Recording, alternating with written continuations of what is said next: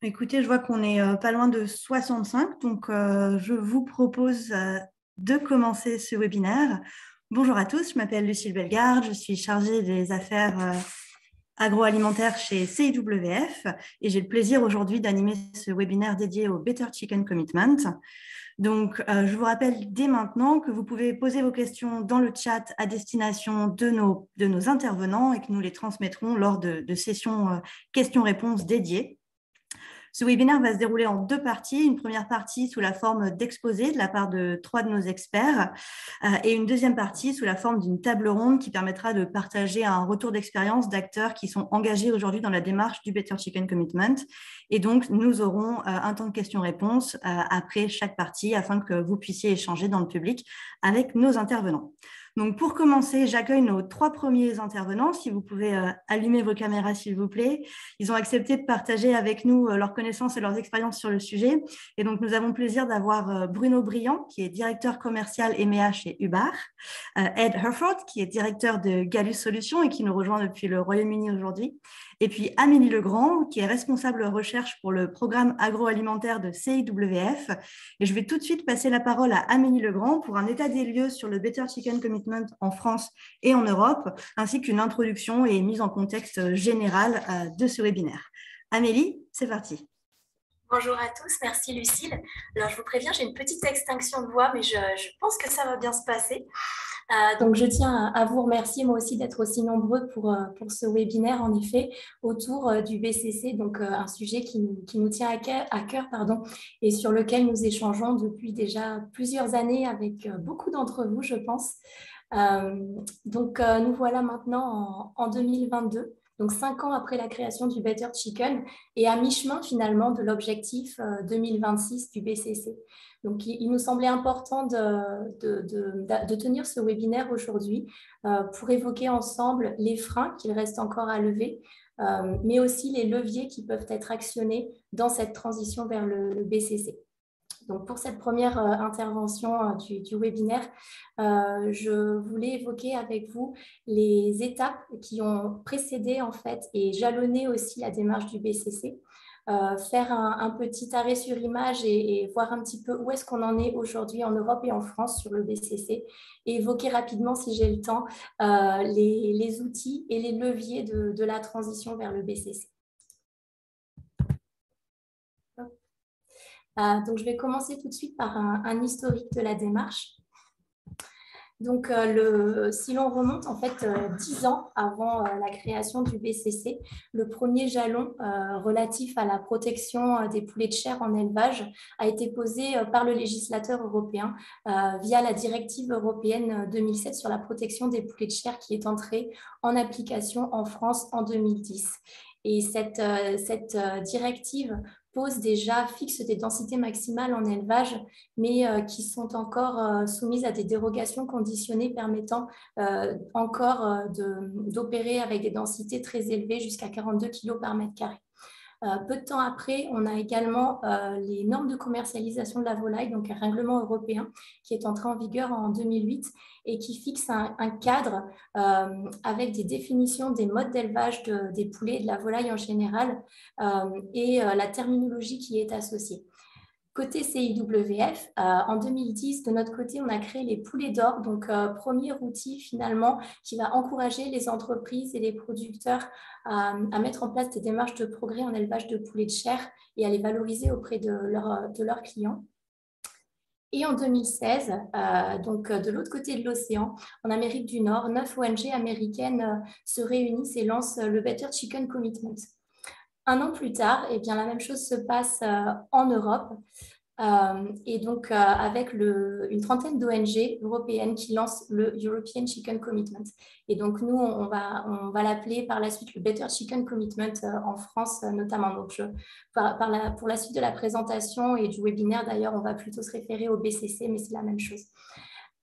Et donc, un an après, en 2018, on a les premiers signataires européens du BCC, donc avec la marque Knorr d'Unilever, Elior au niveau européen et Marks Spencer.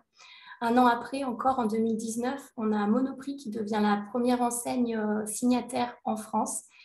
Et un peu plus d'un an après, en 2020, eh bien, c'est toute la grande distribution française qui est engagée dans la démarche. pourquoi ça passe pas. Ça arrive.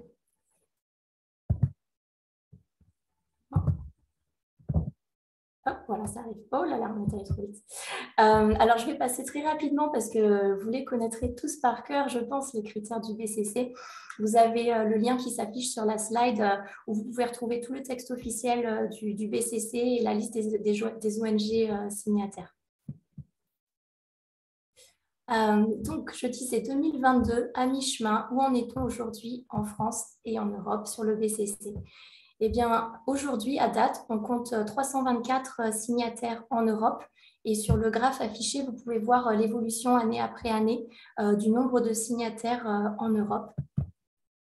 Et quand on regarde un petit peu plus dans le détail par pays et par secteur, par pays, tout d'abord, eh bien, on peut voir qu'en France, on compte 103 signataires aujourd'hui. Donc, on est plutôt bien passé en termes de nombre d'engagements par pays, puisqu'on est en deuxième position après le Royaume-Uni. Après, à noter également que ces chiffres par pays comprennent aussi bien les engagements des entreprises à échelle nationale, mais aussi les engagements des entreprises à échelle européenne. Donc, c'est pourquoi, si vous additionnez tous ces chiffres, vous allez dépasser de beaucoup le total de 324 signataires. On peut noter aussi, en regardant cette carte de l'Europe, que des pays comme l'Espagne, l'Italie ou la Pologne ont d'ores et déjà plus d'une vingtaine, voire plus d'une trentaine d'entreprises signataires. Alors encore une fois, ce sont majoritairement dans ces pays-là des entreprises européennes qui sont aussi implantées dans ces pays-là, plutôt que des engagements au niveau national. Mais ça montre quand même que le BCC est un vrai sujet, déjà aussi dans ces pays-là. Quand on s'intéresse, donc sur la gauche de la slide, quand on s'intéresse à la répartition des signataires par secteur cette fois, eh bien, on voit clairement que c'est la restauration hors foyer qui compte le plus grand nombre d'engagements à date, et notamment la restauration commerciale, donc avec un total de près de 200 engagements, auxquels s'ajoutent 48 engagements de transformateurs et de marques et 50 enseignes de la grande distribution. Au niveau de la production, ça bouge aussi, puisqu'on note 7 producteurs européens qui se sont engagés à produire exclusivement du poulet BCC à horizon 2026. Et la liste de ces producteurs-là est indiquée sur la slide, auxquels s'ajoutent 16 engagements de producteurs à produire et donc à répondre à la demande de leurs clients à horizon 2026 pour du poulet BCC. Donc ça, c'est très encourageant aussi, puisque ça veut dire que les chaînes d'approvisionnement se construisent. Donc maintenant, si on regarde un petit peu plus spécifiquement en France l'état des lieux, eh bien, on a aujourd'hui 103 signataires. Encore une fois, ça inclut les engagements des entreprises à échelle européenne qui sont implantées en France. Mais sur ces 103 signataires, eh bien, on compte quand même au moins 70 entreprises qui sont vraiment franco-françaises. Donc, on va encore retrouver à nouveau la restauration commerciale et collective qui compte le plus grand nombre d'engagements en France aussi, 54 engagements, suivi de la transformation avec 29 transformateurs ou marques françaises qui sont engagés. Et la grande distribution, donc on a 22 enseignes qui sont engagées actuellement, c'est-à-dire toutes les grandes enseignes de la grande distribution française, comme je l'ai dit, et après auxquelles s'ajoutent des petites enseignes qui n'apparaissent pas ici sur la slide. Donc, quelques jalons clés dans la démarche en Europe et en France, tout particulièrement au cours des 3-4 dernières années. Eh bien, le premier, c'est probablement, ou l'un des plus importants, c'est probablement en décembre 2018, le lancement de l'étiquette bien-être animal pour la filière poulet de chair spécifiquement, donc lancé par le groupe Casino avec les ONG partenaires dont CIWF. Et ensuite la création de l'association Étiquette Bien-être Animal qui a permis à un plus grand nombre d'entreprises de rejoindre la démarche et d'étiqueter aussi leur poulet. Et ça a été une étape clé parce que ça a permis en fait vraiment de valoriser le niveau du Better Chicken, puisque le niveau C de l'étiquette est aligné avec les critères du BCC, et ça a permis de donner de la visibilité au BCC et de l'expliquer de façon transparente et simple aux consommateurs. Donc ensuite, en février 2021, on a aussi la validation de la souche Red Bro de Hubbard par le BCC, et je sais que ce sera abordé par la suite par Bruno. Et plus récemment, en novembre 2021, on a le lancement de Chicken Track et aussi les premiers reportings des entreprises signataires qui apparaissent sur le BCC. Donc, quelques outils de la transition qui, pour nous, sont vraiment très importants pour vraiment accélérer et faciliter cette transition. Le tout premier, le plus fondamental pour nous, c'est avoir un calendrier prévisionnel ou une feuille de route pour le déploiement des critères et notamment des critères les plus structurants du BCC.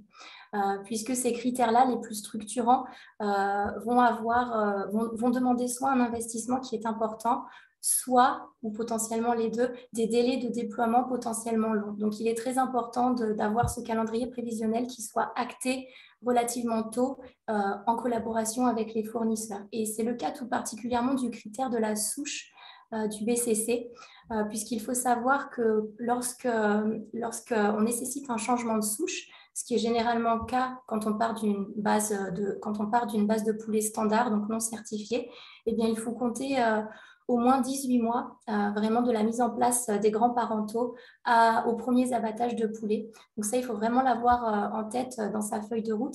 Et si on parle d'une nouvelle souche, donc là où on n'a pas forcément de garantie dès le début sur la disponibilité et sur la montée en volume, eh bien, le délai peut être considérablement allongé et peut même se compter en années, donc de la mise en place des lignées pures aux grands parentaux, aux parentaux, à la descendance en élevages commerciaux.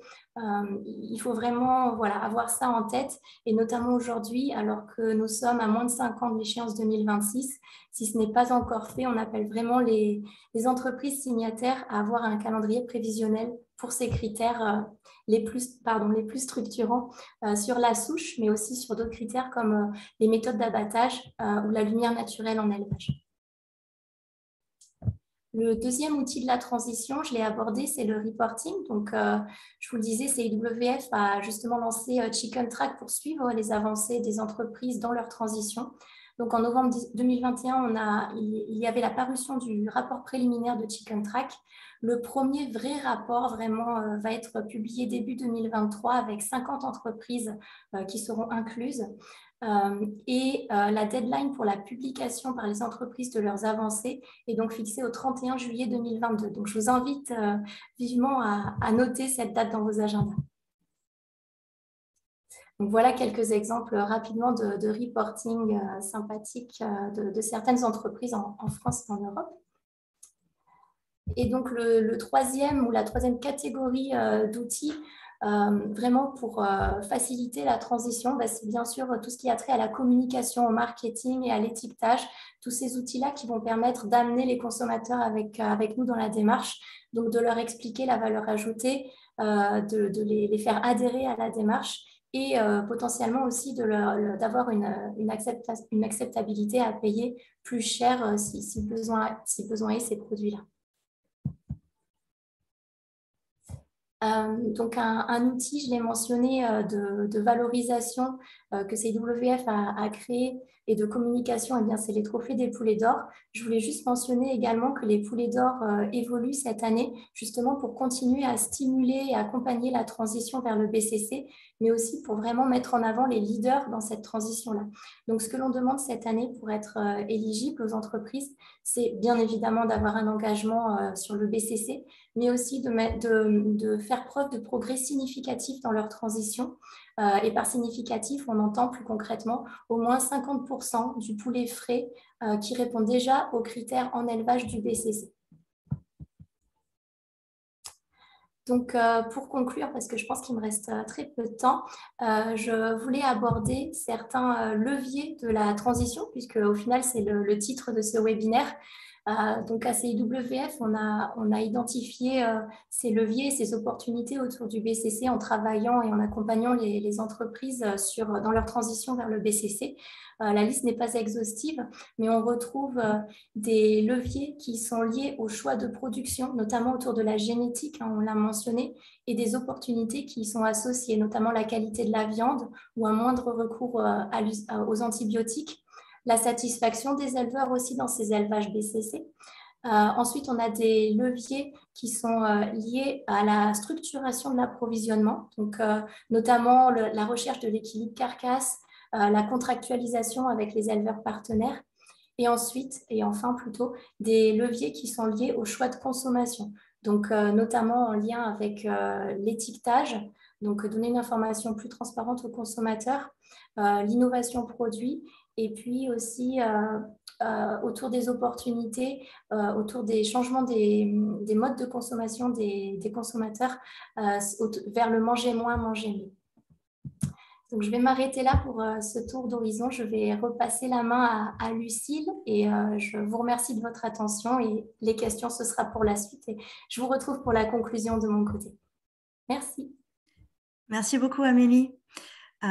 On a bien vu dans cette présentation que le critère relatif au choix d'une souche dite validée par le Better Chicken Commitment, c'est-à-dire une souche à la fois à croissance plus lente, mais aussi qui démontre de bons résultats en termes de bien-être animal, c'est un critère crucial. Et je vais donc passer la parole à Bruno Briand, qui est directeur commercial EMEA chez Hubar, et qui va pouvoir nous en dire plus sur les dernières avancées de la génétique en poulet de chair chez Hubar, afin notamment de répondre à ce critère souche du Better Chicken et d'accompagner dans leur transition les clients du bar. Encore une fois, n'hésitez pas à poser vos questions dans le chat. Nous les transmettrons à la fin de cette première partie à nos intervenants. Bruno, c'est à vous. Merci beaucoup, Lucie. Bonjour à toutes et à tous. Merci à Compassion Animal Farming de me donner l'occasion de parler de notre secteur d'activité autour de ce sujet extrêmement important qu'est le bien-être animal. Alors, tout d'abord, je me présente. Je suis donc Bruno Briand, directeur commercial du groupe Hubar en charge du développement, donc qui comprend le service commercial et le service technique en charge du développement sur l'Europe, le Moyen-Orient et l'Afrique. J'ai 15 minutes pour vous expliquer le rôle de la société Hubar en tant qu'entreprise de sélection sur ce sujet important du moment qui est le développement du Better Chicken. Alors, j'essaie de bouger le slide, mais je n'y arrive pas.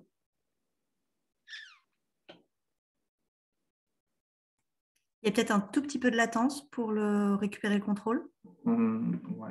Attendez, je vais essayer je dois peut-être essayer avec la souris. Oui, il faut que vous cliquiez d'abord une fois dans Zoom et après, normalement, c'est bon. Voilà.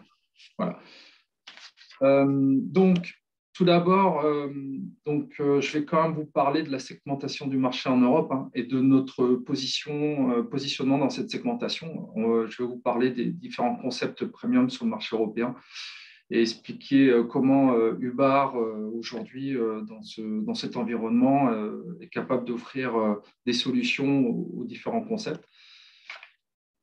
Alors, la société Hubar, tout d'abord, a été fondée en 1921 à Walpole, aux États-Unis. C'est Oliver Hubar qui a fondé la société. Aujourd'hui, le siège social est en France, en Bretagne, à côté de Saint-Brieuc. Nous avons 2 centres de R&D, un en France et un aux États-Unis, des centres R&D dans lesquels nous avons nos lignées pures, dans lesquelles nous sélectionnons nos lignées.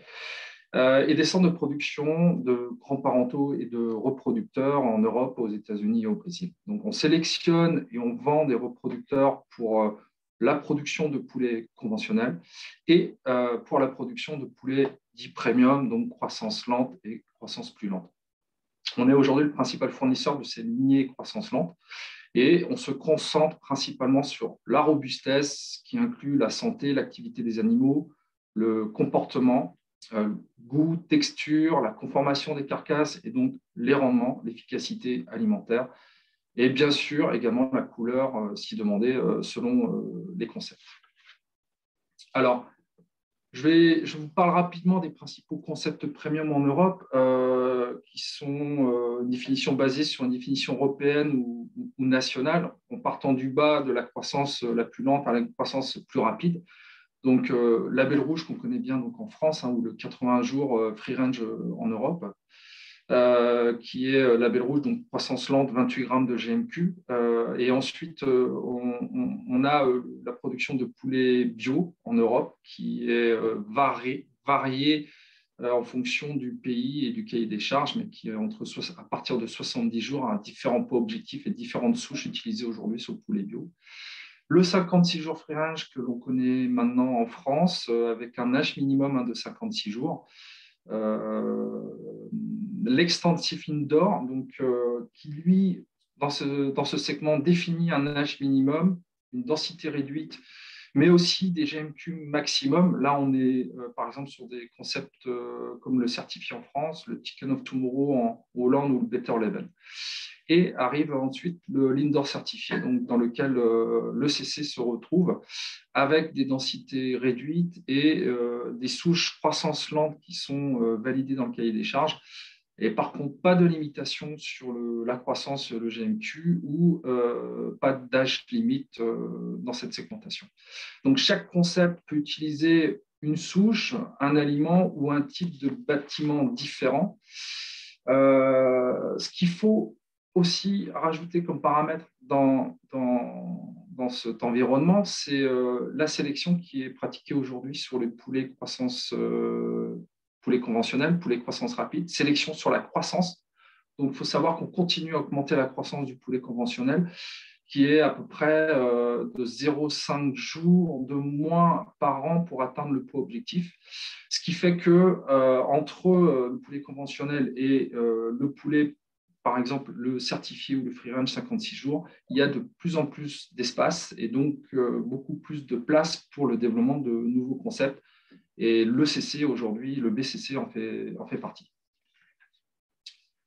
La génétique, donc c'est notre objectif, c'est que la génétique doit correspondre à tous ces différents concepts, à tous ces différents besoins, hein, puisque par concept, il peut y avoir des systèmes de bâtiments différents. Alors, ça peut être en claustration, en jardin d'hiver, parcours, des pratiques d'élevage différentes, au niveau de l'enrichissement, des densités, des âges minimums, des niveaux de GMQ maximum, des poids objectifs, bio, pas bio, différents aliments, concentrés, dilués, incorporation de blé entier, voilà. Donc, tout un tas de différences selon les concepts. Et donc, notre objectif à nous, c'est de travailler sur des génétiques et donc des produits qui correspondent à tous ces concepts différents qu'on peut retrouver aujourd'hui sur le marché européen.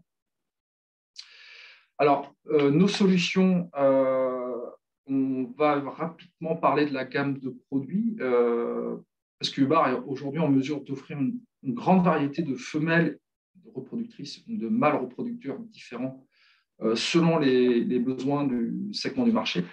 Je vais vous donner quelques exemples pour que vous puissiez visualiser facilement ce qu'on est capable d'offrir aujourd'hui. Mais si on prend l'exemple du poulet label rouge, on va aujourd'hui utiliser un mâle reproducteur croissance lente avec différents phénotypes. Hein. On a une biodiversité au niveau des souches qui est assez importante, qu'on va croiser avec une GA57. Et donc, on aura donc un poulet coloré qui sera parfait pour le label rouge avec une croissance lente de 28 grammes de GMQ. Si on veut avoir une croissance un peu plus rapide parce qu'on a des poids objectifs plus importants qu'on peut avoir sur du traditionnel free range, on pourra utiliser un mâle croissance intermédiaire croisé avec une Red Bromini. Et là, on aura donc une croissance supérieure. Donc voilà, on est capable, selon le coq ou selon la femelle, de pouvoir s'adapter aux différents concepts. Là, c'est un autre exemple. On est plutôt sur des segments de marché type certifié, free range, le Chicken of Tomorrow, Better Level en Hollande et le CC. On utilise alors plutôt des mâles conventionnels comme le M77 ou le M99 qui vont apporter de la croissance, de l'efficacité alimentaire, des rendements, donc de la performance économique, mais qui, croisés avec des reproductrices GA57, GA87 ou Red Bro, va permettre de produire un poulet avec des caractéristiques du poulet croissance plus lente, donc qui apporte de la robustesse. Alors, des plumages blancs, mais ce n'est pas un critère qui est important dans ces différents segments. Et donc, la Red Bro est un nouveau produit aujourd'hui qu'on a ajouté à la gamme, qui permet avec le coq M77 conventionnel, qui permet de pouvoir vraiment se rapprocher en termes de besoins, par exemple, du marché ECC. Alors, on est très fiers de ce nouveau produit, hein, c'est True Productus Premium, la Hubar Red Bro.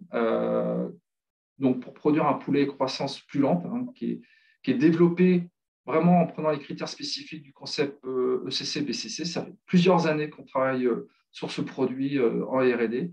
Il se positionne entre un poulet JA787 et le poulet conventionnel, entre les deux, mais on maintient la robustesse du poulet croissance plus lente.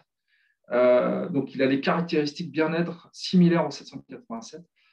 Point de vue durabilité environnementale et économique, il est plus proche du poulet conventionnel puisque on améliore la croissance, l'indice de consommation. Et voilà, et après 2 ans de tests terrain en France et au Royaume-Uni, il est accrédité en 2021 par l'ECC et le Red Tractor. Voilà, on a différentes souches en UBAR accréditées par l'ECC, donc toutes les souches label rouge, les reproductrices JA57, JA87 avec les coloriels mâle M99, M77. Et donc, je vous le disais à l'instant, la nouvelle repro et nouveau poulet Red Bull. Voilà. Alors, petit aperçu sur le positionnement génétique du Red Bull.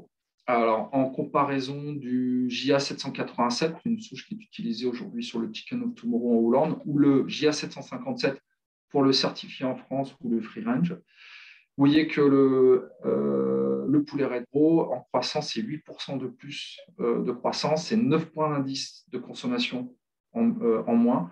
Et ce sont des rendements supérieurs, rendement carcasse, rendement filet supérieur de 0,3%. Sachant qu'on fait extrêmement attention au niveau de la sélection de bien maintenir le zéro défaut de qualité de viande. On parle de wooden breast, west wrapping, donc ça c'est vraiment une des priorités aujourd'hui sur nos poulets type premium. Donc un produit qui apporte donc de la performance économique, mais on doit trouver un équilibre, bien sûr, dans les différentes composantes de la durabilité qu'on définit entre le social, l'économie et l'environnement. Donc, le social, actuellement, donc là, on parle du bien-être animal, de l'économie, des coûts de production et de l'environnement, donc des émissions dioxyde de carbone. Donc, on a un Red Bull, que je vous le disais, qui se rapproche encore plus du poulet conventionnel par rapport aux autres produits aujourd'hui, poulet croissance plus lente, mais on maintient donc un bien-être animal similaire au 787. Conversion alimentaire améliorée en comparaison d'autres souches, donc moins d'impact sur l'empreinte carbone, moins de terres agricoles utilisées, plus viable économiquement. Donc ça, c'est quand même un point important que le poulet Red Bull apporte. D'autres points, alimentation similaire à la GA57 et GA87, on parle de reproducteurs donc proche du niveau ad libitum, donc pas de restrictions alimentaires, maintien de la robustesse, des caractéristiques du poulet croissance lente, bien-être, réduction de l'utilisation d'antibiotiques. Et on a fait une estimation Red Bull comparativement au GA787 pour un poulet de 2,2 kg avec la méthode Talent Tire 2018. Et donc, voilà, donc, consommation d'aliments inférieure et émission de dioxyde de carbone équivalent par kilo à inférieur à environ de 10%. Donc, que du plus hein, sur cette souche-là. Et donc, voilà, ça permet d'avoir un produit qui a plus de chances d'être accepté exactement par le consommateur ou l'industrie, hein, puisqu'on va améliorer les rendements, on va diminuer les coûts de production. Et donc, on espère facilitera la mise en œuvre pour le CC. Alors, Amélie en a parlé. Il est important de bien noter qu'il y a un temps assez important entre la mise en place et la production. Juste pour que vous puissiez visualiser, c'est qu'une fois qu'on a mis les premières reproductrices en place, il faut 31 semaines pour produire le premier poussin et ensuite 7-8 semaines pour abattre le premier poulet, ce qui fait qu'il faut 10 mois environ entre la mise en place de la première reproductrice et abattre le premier poulet. Par contre, si on doit monter les volumes de reproductrices et qu'il faut mettre les grands parentales en place, à partir du moment où on a décidé de mettre les grands parentaux en place, considérant que les fermes soient disponibles, il faut 8 semaines pour éclore ces premiers grands parentaux et donc de nouveau 31 semaines pour éclore les premières reproductrices. Il faut donc 20 mois à partir du moment où on prend la décision de monter en volume. Mais ce n'est pas tout, c'est que si vous avez planifié la production d'1 million de poulets, je vous ai dit qu'à partir de la mise en place de la première reproductrice, il fallait 10 mois. Mais avant d'atteindre ce niveau d'1 million de poulets, il faudra encore plusieurs mois et plusieurs lots de reproductrices mis en place pour pouvoir atteindre ce million de poulets. Donc, entre la décision de mettre en place 1 million de poulets par semaine, il faut, à partir de la mise en place des grands parentaux, 30 mois. Donc 2025 paraît loin, mais en fait n'est pas si loin que ça quand on prend en compte le temps qu'il faut pour pouvoir produire les poulets. Donc GA57, GA87 produit un nombre important de séroproductrices parce que ce sont des produits qui sont largement utilisés aujourd'hui sur le marché européen. La Red Bro est disponible depuis avril 2021. Nous produisons pour l'instant peu de volume, mais nous pouvons augmenter la production, mais vous avez bien compris que cela prend du temps. Donc, l'engagement de chaque intervenant dans la chaîne d'approvisionnement sera la clé du succès. Voilà, donc nous devons, dans ce nouveau modèle et dans la création de ce concept, devons être vraiment partie prenante du projet et donc pour s'engager pour son succès et avoir des échanges pour pouvoir bien anticiper la mise en production. Donc voilà, donc Hubbard, on considère que le Red Bro est vraiment le produit qui trouve le meilleur équilibre pour le segment ECC. Et en tant qu'entreprise de sélection, bien sûr, notre rôle est également de continuer donc la sélection pour continuer à améliorer la performance, que ce soit en termes de croissance, d'indice de consommation, de rendement, au fur et à mesure des années. Mais bien sûr qu'on garde comme critère le plus important le bien-être animal et les caractéristiques bien-être du poulet de chair. Voilà, je vous remercie beaucoup pour votre attention. Merci beaucoup. Merci beaucoup Bruno, c'était passionnant. On voit qu'effectivement la Red Bro apporte des solutions très intéressantes, mais que les délais sont là et que c'est vraiment essentiel que les acteurs de la filière se coordonnent le plus tôt possible pour réussir cette transition.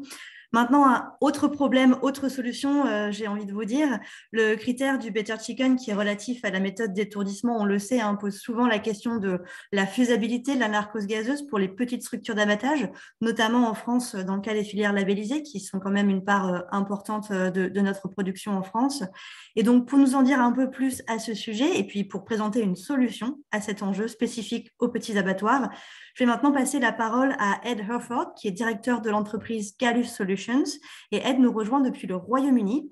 Pour ceux qui le souhaitent, le basculement sur la traduction en français est normalement automatique. Sinon, vous avez la possibilité de changer les paramètres en cliquant sur « Interprétation » en bas de votre fenêtre Zoom. Ed, the floor is yours.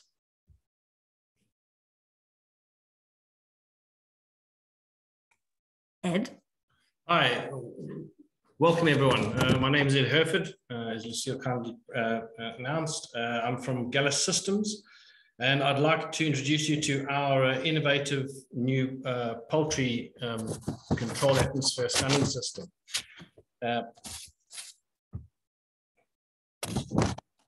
From the outset, we've focused primarily on producing a viable system that makes economic sense to the small producer. As I'm sure many can relate, as artisan producers, there are a unique set of challenges that arise when compared to your larger scale operation. And some of those can be the space that you need to install it, and the requirements that you might need to change your handling, your crate handling system. And there are also maintenance challenges as to who's going to maintain it and what it's going to cost. So after 4 years of development and in fact 4 generations of our unit, we believe we've met most of these challenges and now have a very viable system for a small scale operation that can actually be scaled up with the operation right up to a big scale when it needs to. So when we set out to design the system, our first action was to meet with the RSPCA in the UK and our larger retailer base in order to ensure that we have considered and included all the welfare items that are required. I'm pleased to say that the resulting system meets or in fact exceeds all of the current welfare standards and requirements.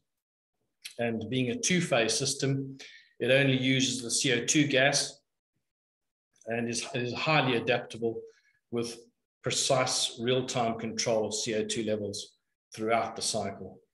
In fact, the CO2 sensors are some of the fastest and most robust sensors on the market, giving superb CO2 accuracy and reliability. Our patent pending air circulation system gradually pre-mixes the gas and the air mixtures to reduce the bird detection of the gas, giving some optimizing any bird or minimizing any bird reactions during the live phase, so they're not able to detect it because it's actually pulsed and mixed previously rather than being sprayed directly into the chamber.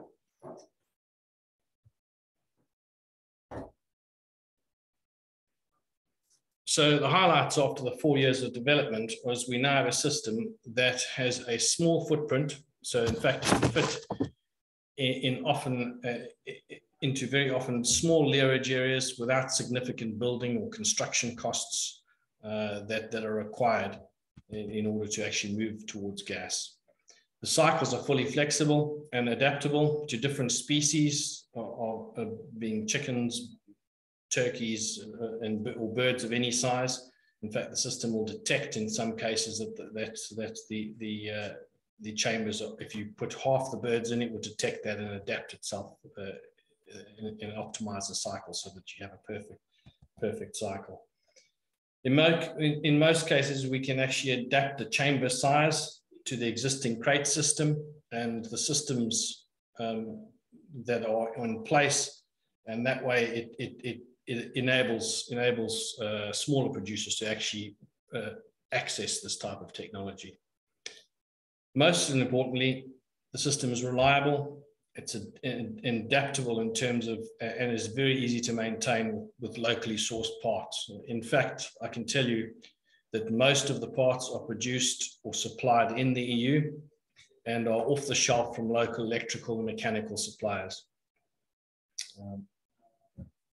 Because storage of small volume CO2 is a very, very, very high cost compared to your larger scale operations, we focused a lot on minimizing our gas use.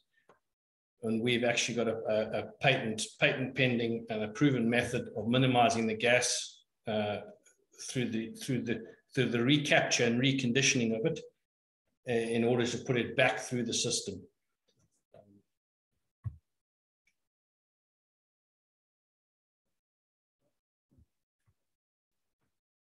As I mentioned, the system has been developed with the guidance of RSPCA and the leading welfare body. And the features consistently filtered air circulation, ensuring a clean and even doses applied to the poultry in a very precise manner. The CO2 levels within the cycle and within the system are fully recorded as required. And in fact, we have a CCTV system which allows the monitoring and recording of each layer of birds. There's temperature and humidity, which is monitored throughout the system, and there's also a 12-volt emergency lifting system, allowing us to get the birds to safety if there is a power loss or something, a technicality.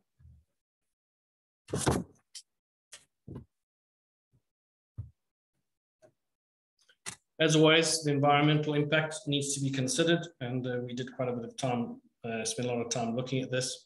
I'm pleased to say our system has a lower carbon footprint than other systems out there. In fact, more than 60% of the gas is recycled through, as I mentioned, the patent pending recycling and reconditioning method. So it uses half of the gas per cycle than other similar chamber or tunnel type systems.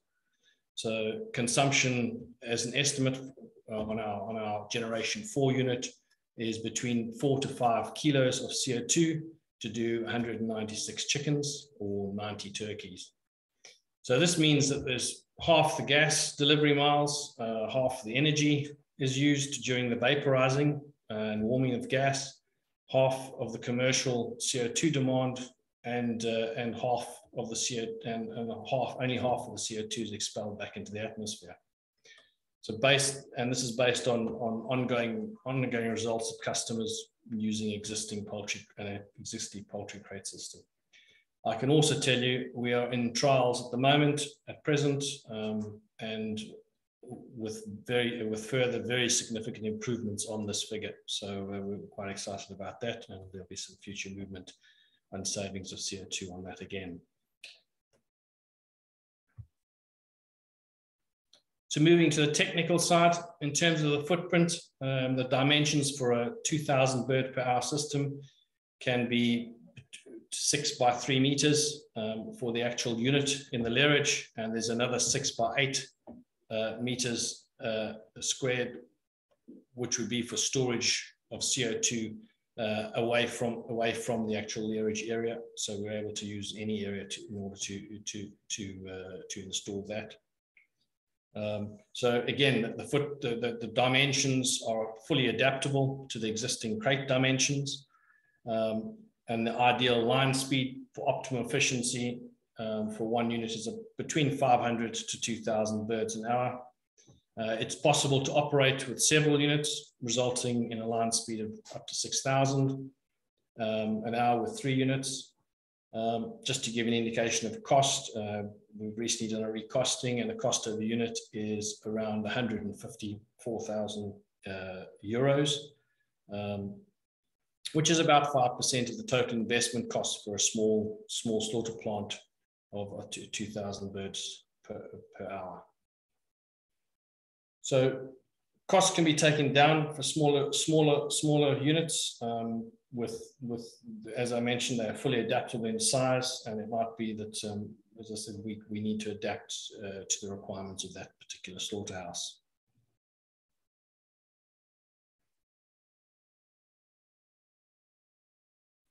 So just as a few questions have come up in the past, one of the questions was how many units do we have installed?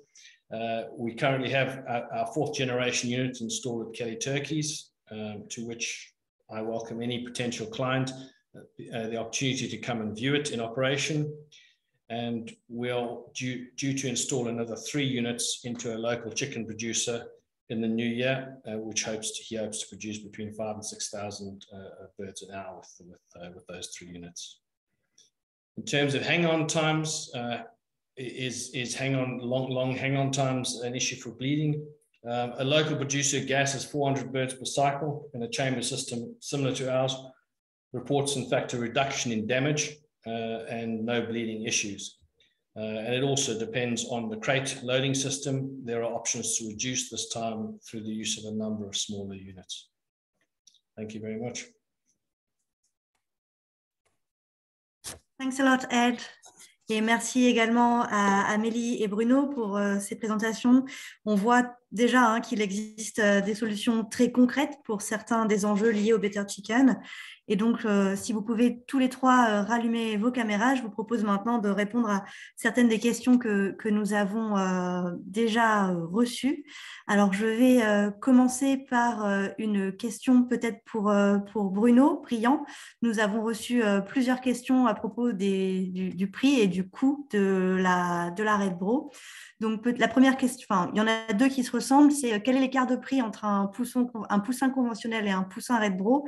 Et deuxième question, quel est l'écart de prix entre une souche normale aujourd'hui, une souche standard, et une souche telle que la Red Bro? Et peut-être, Bruno, comment est-ce que vous voyez l'évolution de la différence de prix entre du conventionnel et de la Red Bro à l'avenir, à l'achat vraiment des poussins?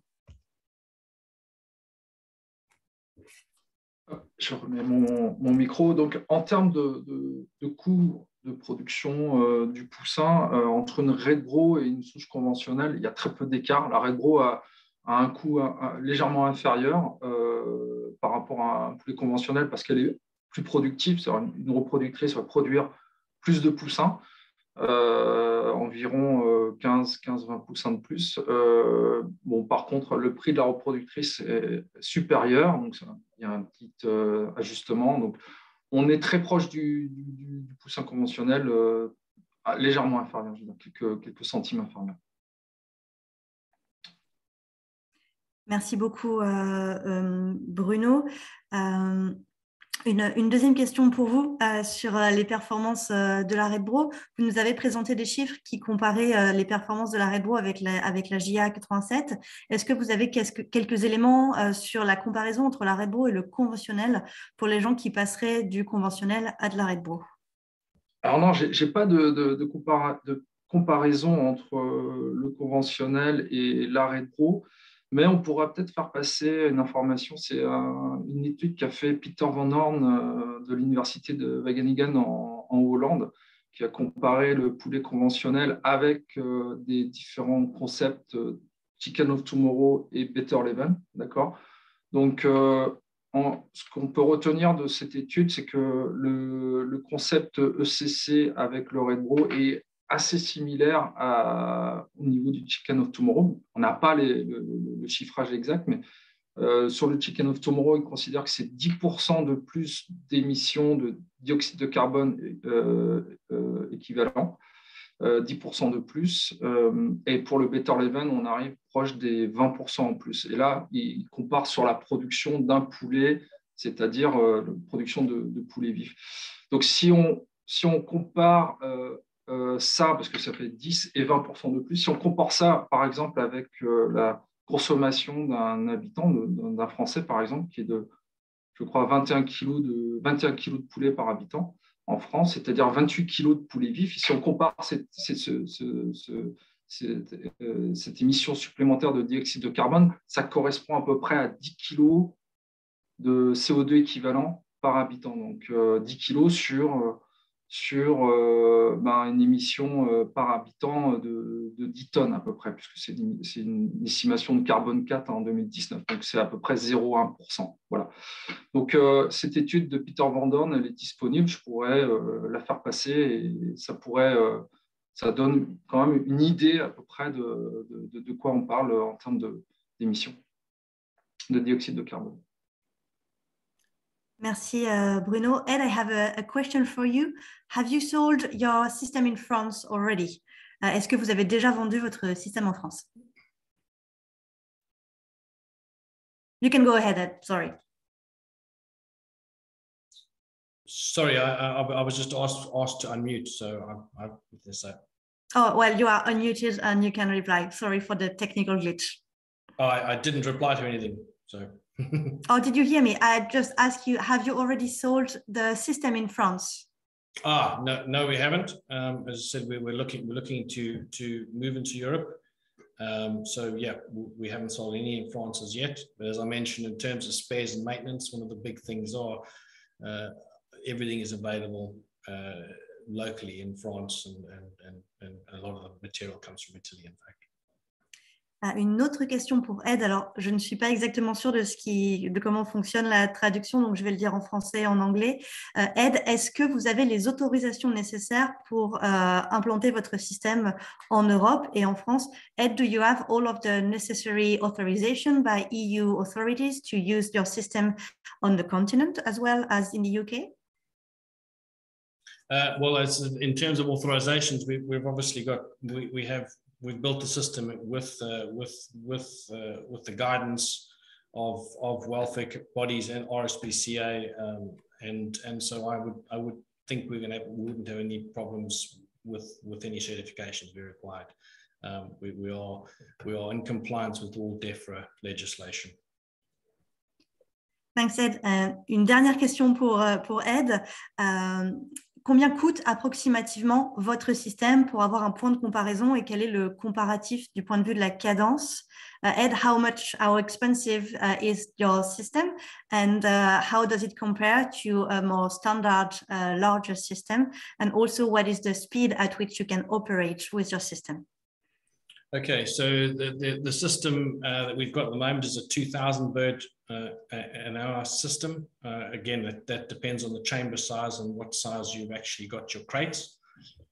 In terms of cost, as I mentioned earlier, I think it was 154,000 euro. There would also be delivery and installation costs on top of that. In terms of comparability, I would say we are extremely competitive within the industry. Because, and also we are obviously catering. The focus is not so much on the cost of the unit. it is very much on the usage of gas.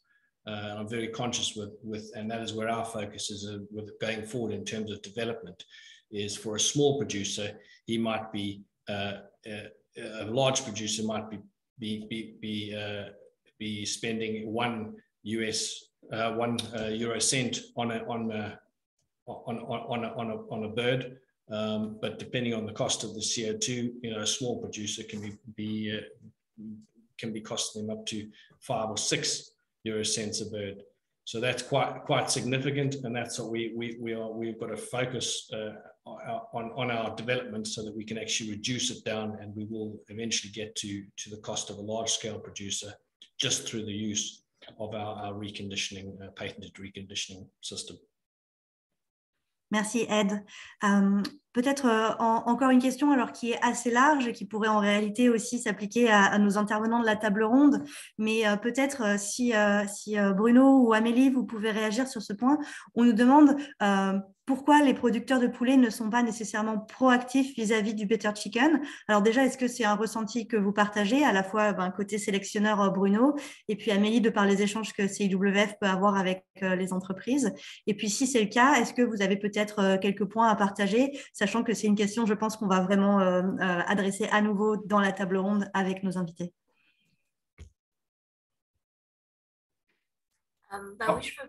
Allez-y, Bruno. Non, juste rapidement, moi, je ne ressens pas plus de résistance que ça par rapport au BCC, mais bon, comme tout nouveau concept, c'est je pense, pour la filière, c'est extrêmement lourd et compliqué de mettre en œuvre. Hein. C'est quand même une grande machine, et on a bien vu que entre les grands parentales et le poulet et l'abattoir, il y avait énormément de temps, et donc c'est très compliqué à mettre en place un nouveau concept et à faire des changements. Ça implique énormément de contraintes au niveau du marché. Donc, c'est plus, à mon avis, comment absorber toutes ces contraintes qui, à mon avis, posent problème, mais je n'ai pas senti plus de résistance que ça par rapport au BCC. Je rejoindrai ça également. En fait, je l'ai mentionné rapidement dans ma présentation. En fait, on a déjà un certain nombre de producteurs, ou plutôt de groupements de producteurs en France et en Europe qui se sont engagés. Pas forcément engagés sur toute leur production, parce qu'il faut que leurs clients suivent derrière, bien évidemment, mais à minima qui se sont engagés à produire et à répondre à la demande de leurs clients pour des produits BCC, donc en suivant les timings et donc cette échéance 2026. Et donc, je pense qu'il y a même une envie de la part des producteurs, parce que je l'ai mentionné rapidement aussi, il y a beaucoup d'opportunités autour de la mise en place du BCC pour les producteurs aussi. Ne serait-ce que la satisfaction de l'éleveur, je pense, d'opérer dans ces systèmes-là, mais aussi en termes de gains par rapport à une meilleure qualité de viande ou à un moindre recours aux antibiotiques. Donc, je pense que ce qui fait la différence, c'est donner cette réassurance aux producteurs pour qu'ils puissent faire ces investissements-là, et ça passe par de la contractualisation souvent. Dès lors qu'il y a contractualisation et qu'en effet, il peut y avoir une réassurance sur le débouché et les volumes dans la durée de la part de leurs clients, les producteurs peuvent forcément aller bien plus facilement dans la démarche aussi. Merci. Peut-être une dernière question pour vous, Ed. Est-ce que votre système aujourd'hui est compatible avec les exigences des certifications de l'abattage halal ou kasher? Ed, is your system compatible to date with the kosher or halal certifications? Okay, it's an interesting question. In fact, when our system was actually being tested, the guy said it's the only system he's seen that is precise enough to actually have open to the possibility of a halal operation. We haven't done any further development in it, basically because in terms of DEFRA law, the birds need to exit the system and they need to be dead. So that would require quite a bit of change in terms of legislative change for us to move forward into a halal system. But certainly we've had some interest in it, and I believe certainly it's got the potential to. But again, it's further development and it would require law changes. Merci Ed, très intéressant. Je vois qu'on a d'autres questions qui sont plus orientées sur des éléments vraiment de conjecture, de contexte et qui peut-être se porteront mieux à la deuxième partie. Donc, ce que je vous propose, c'est de les garder pour la suite et puis tout simplement de remercier chaleureusement nos participants à cette première partie et de pouvoir ensuite enchaîner avec notre table ronde. Merci encore Ed, merci Bruno, merci Amélie d'avoir participé à cette première session. Et puis, restez en ligne. Peut-être qu'il y aura des questions pour vous encore à la fin. Donc, sans transition, je vais enchaîner avec cette seconde partie puisque le temps passe. Et donc, nous allons basculer sur un format qui sera plutôt un format table ronde afin d'échanger ensemble sur le retour d'expérience des représentants de différents maillons de la filière pour partager les freins et les leviers qu'ils ont pu identifier dans leur transition vers le Better Chicken. Alors, avant d'accueillir nos 3 panélistes, ce qu'on vous souhaitait vous proposer à tous, auditeurs, c'est de partager également vos avis et vos retours d'expérience. Et comme bien sûr, nous ne pouvons pas faire un tour de table, nous sommes trop nombreux, vous êtes plus de 90, nous avons préparé un petit sondage sur les principaux freins et leviers de la mise en œuvre du Better Chicken Commitment auquel on vous propose de répondre maintenant et dont nous partagerons les résultats en conclusion de ce webinaire. Alors, pour soumettre vos réponses, il faut bien scroller jusqu'en bas afin de pouvoir répondre aux 2 questions pour pouvoir soumettre vos réponses. Le sondage va rester ouvert une quinzaine de minutes pour vous laisser le temps de la réflexion si nécessaire. Merci à tous en tout cas pour vos participations. J'ai maintenant le plaisir d'accueillir nos 3 panélistes que je remercie pour leur présence. Donc, je vous propose d'allumer vos caméras pour que je puisse vous présenter.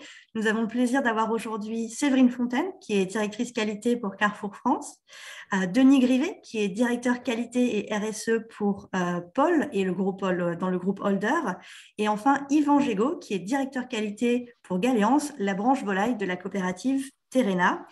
Encore une fois, je le rappelle à tous les participants que vous pouvez poser vos questions dans le chat tout au long des échanges et que nous les partagerons ensemble à la fin de cette partie plus table ronde. Alors, pour commencer, je vais me tourner vers vous, Séverine. Donc, vous représentez Carrefour aujourd'hui et la grande distribution. Peut-être rapidement, un petit rappel, Carrefour France s'est engagé dans le Better Chicken Commitment en février 2020 et vous commercialisez du poulet qui répond aux critères en élevage du Better Chicken depuis décembre 2020. Donc, peut-être pour commencer ces échanges, j'ai envie de vous demander tout simplement où est-ce que vous en êtes chez Carrefour aujourd'hui ? Bonjour à tous, bonjour aussi à mes collègues, je crois, de Roumanie qui sont connectés et merci beaucoup de votre invitation. Oui, donc nous avons lancé dès décembre 2020 notre poulet qu'on appelle entre nous bien-être animal niveau C. Je crois qu'il y a un slide qui va apparaître. Donc à date, en volume, on a 54% du poulet frais. Voilà, vous voyez au frais surgelé qui répond aux critères d'élevage du Better Chicken. On était à 39,5 en 2021.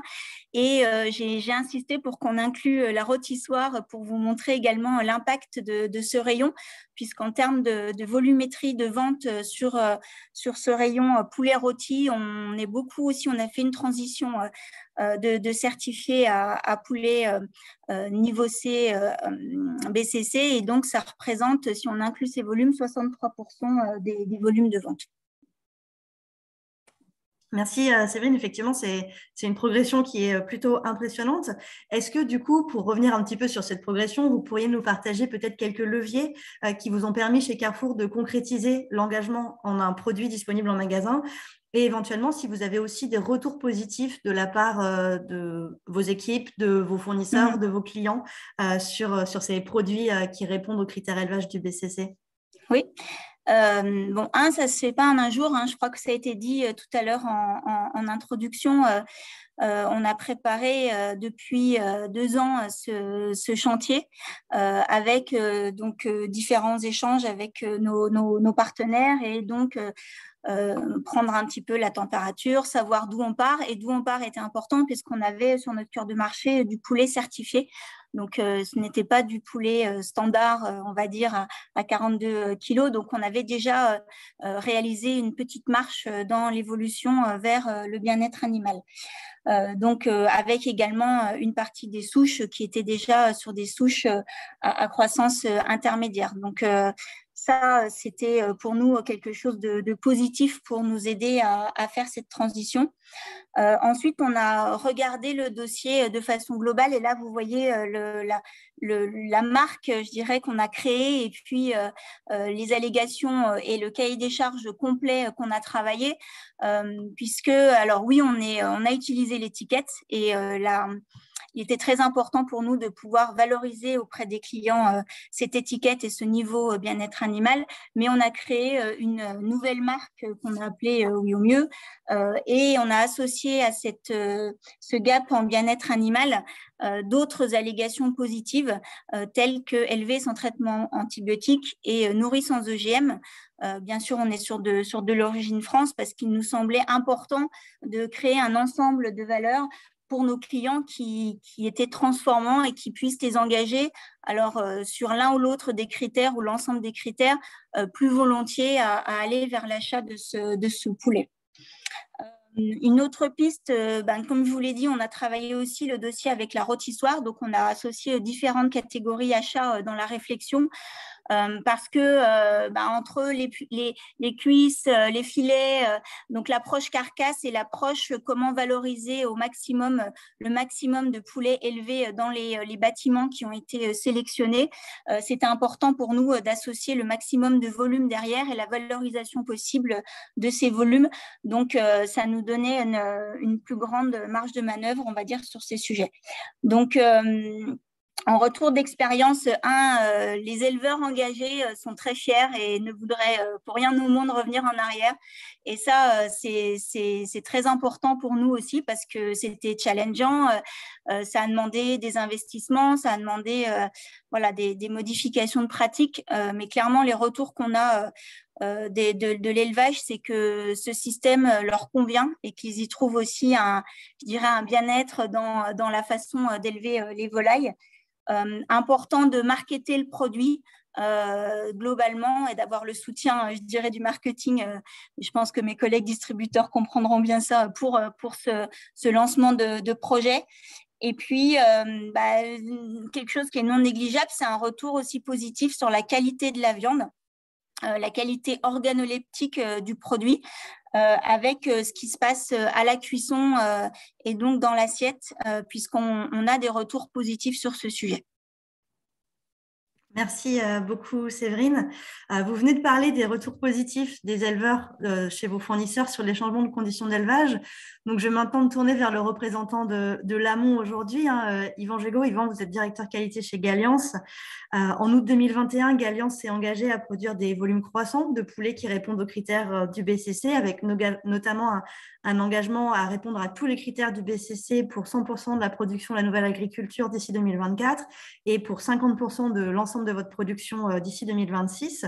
Peut-être côté amont, côté éleveur, est-ce que vous pouvez nous dire en quelques mots comment ça se passe, cette transition, cette mise en œuvre des critères du Better Chicken? Bonjour à tout le monde. Donc, avant de vous décrire plus précisément la mise en œuvre du côté de l'éleveur, les chiffres que vous venez d'évoquer me donnent aussi l'occasion de dire que l'objectif que se fixe le CC en fait rejoint celui de la nouvelle agriculture dans le fait de pouvoir offrir aux consommateurs et au plus grand nombre d'entre eux un produit qui est soucieux de tout ce qui est attente sociétale et en particulier du bien-être animal.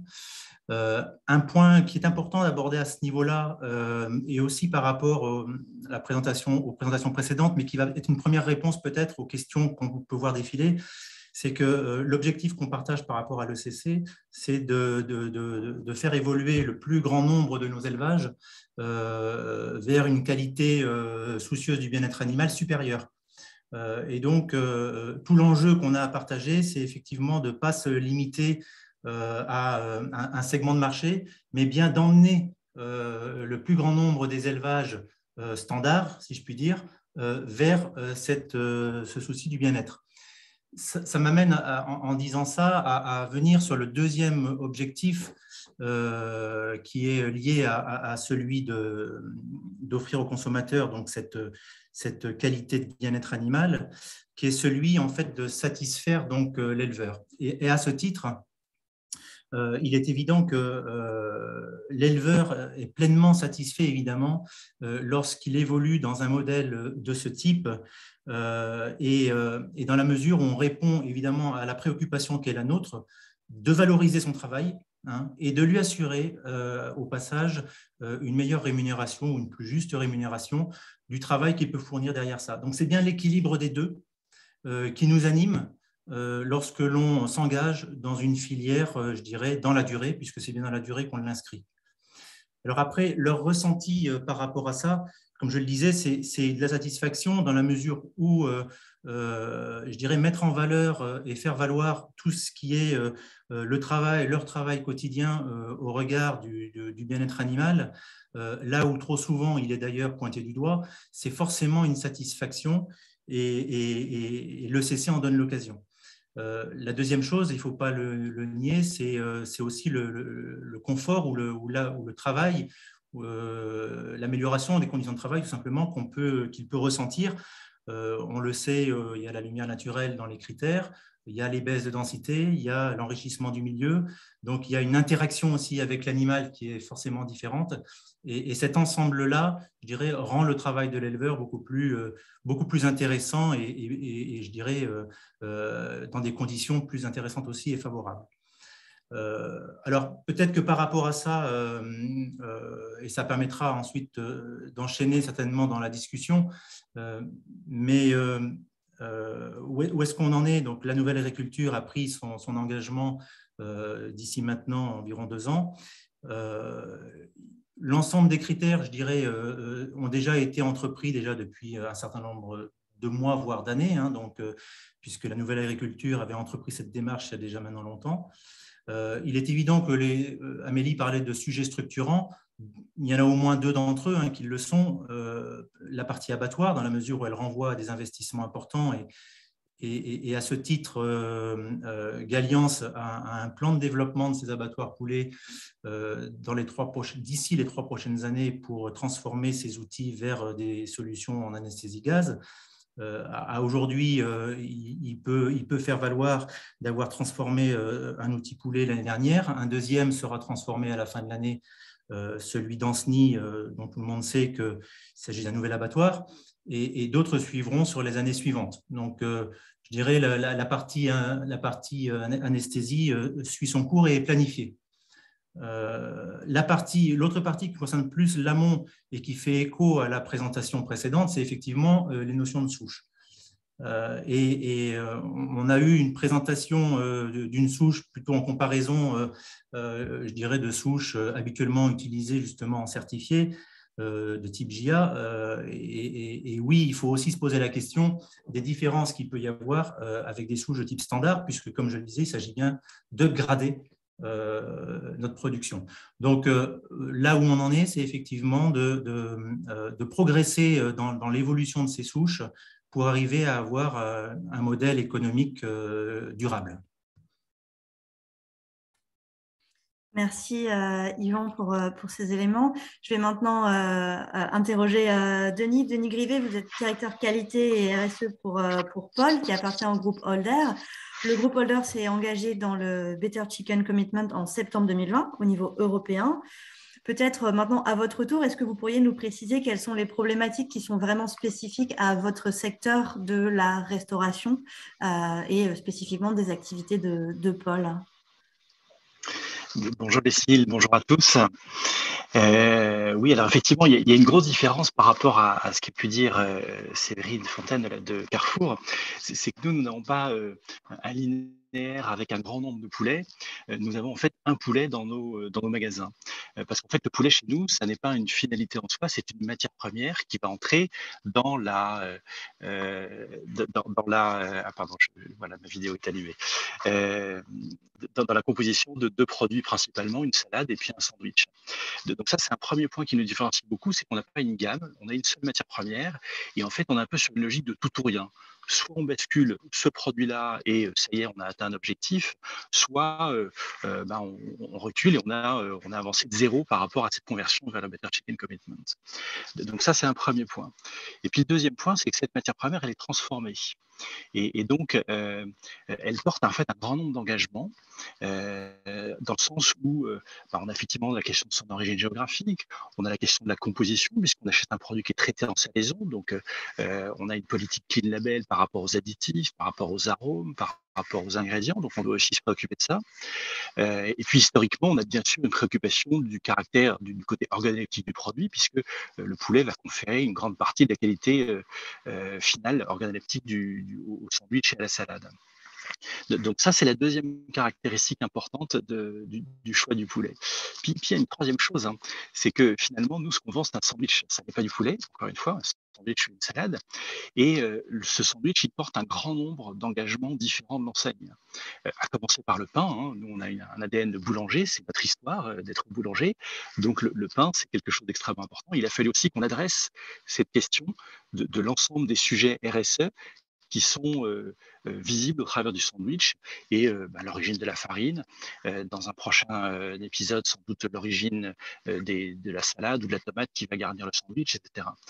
Donc en fait, au travers de ce sandwich et de cette matière première poulet, on est obligé de porter un grand nombre d'engagements et on ne peut pas les isoler les uns par rapport aux autres, on est obligé d'avoir une vision globale.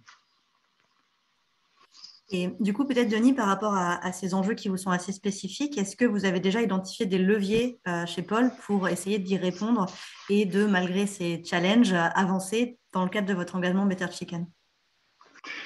Alors, historiquement, en fait, on achetait du poulet, point fond. Et on ne se préoccupait de pas grand-chose, si c'était de savoir qu'il était suffisamment bon pour le sandwich qu'on souhaitait fabriquer.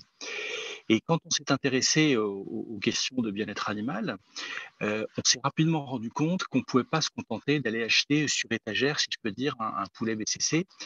Il fallait qu'on ait une vraie connaissance et il fallait qu'on trouve un partenariat en fait avec une filière de production. Historiquement, on est parti donc avec un intermédiaire qui était, ou plutôt un interlocuteur qui était le maillon final de la chaîne. On a voulu essayer de mettre nous-mêmes autour de la table d'autres interlocuteurs pour essayer de fédérer tout le monde vis-à-vis de cet engagement du BCC. Rapidement, on a jeté l'éponge, on s'est rendu compte que ce n'était pas notre rôle en fait. D'essayer de mettre autour de la table des gens qui n'avaient pas forcément l'habitude de travailler ensemble. Donc ça, c'était l'étape assez fondatrice de notre démarche et de notre volonté, c'est en fait d'aller comprendre comment fonctionnait cette filière et de s'orienter vers un interlocuteur qui maîtrise l'ensemble des maillons de la production.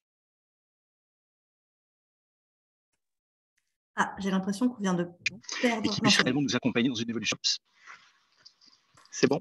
Oui, on a des petits soucis de connexion. On a des petits soucis de connexion, Denis, on vous perd un petit peu. Est-ce que c'est bon? Allez-y.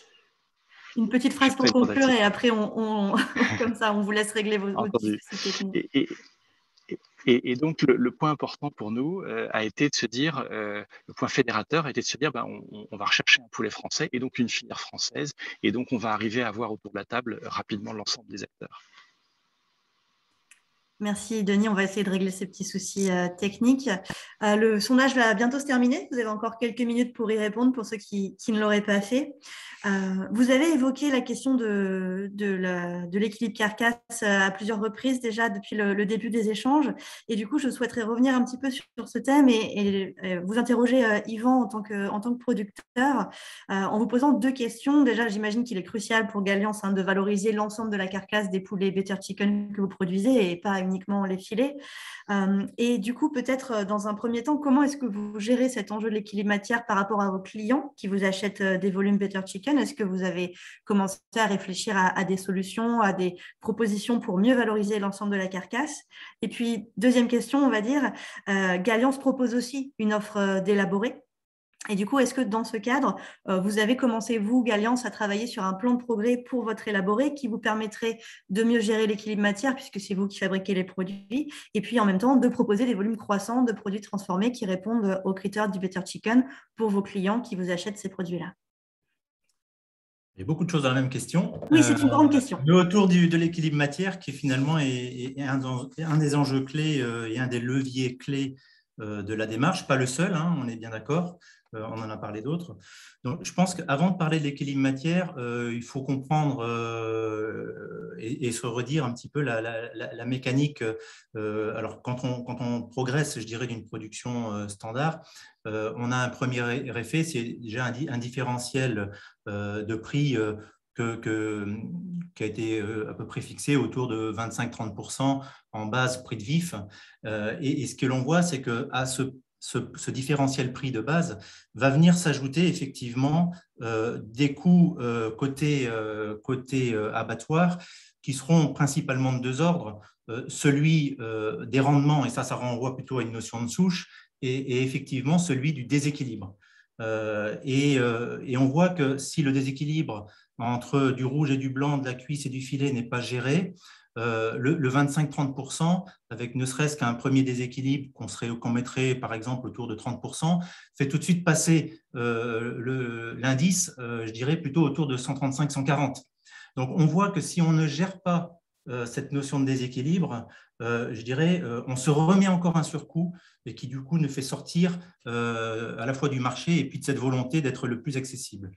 Alors après, la façon dont on peut réfléchir le sujet de l'équilibre, je pense qu'il se construit, en fait, il se co-construit pour le coup, vraiment avec le client. Dans la mesure où il faut évidemment trouver un marché, il faut trouver un consommateur. Donc, on évoque l'élaborer, mais je pense que même avant même l'élaborer, alors en fonction des créneaux, qu'ils soient GMS ou qu'ils soient B2B, ça peut être différent, mais quand on est, par exemple, sur un créneau de GMS, la première question, c'est de se dire qu'est-ce que je peux faire pour valoriser mon rouge ?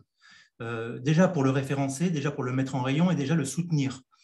Et je pense que cette première démarche fait partie presque du métier de base au niveau de la matière, mais aurait déjà tout son sens pour déjà rééquilibrer.